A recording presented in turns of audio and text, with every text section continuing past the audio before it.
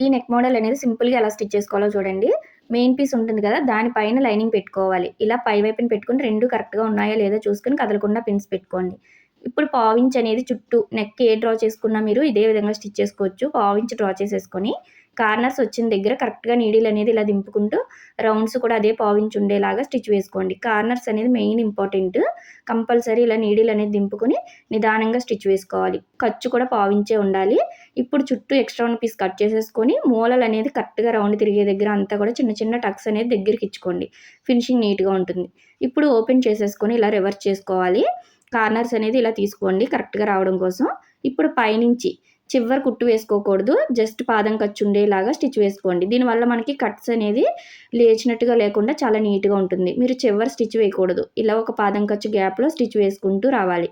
Corners ఇలా stitch చేసుకుంటే ఇలా ఉంటుంది. వీడియో కింద ఉంటుంది ఫుల్ వీడియో చెక్ చేయండి. వీడియో నచ్చినట్టయితే లైక్ చేయండి.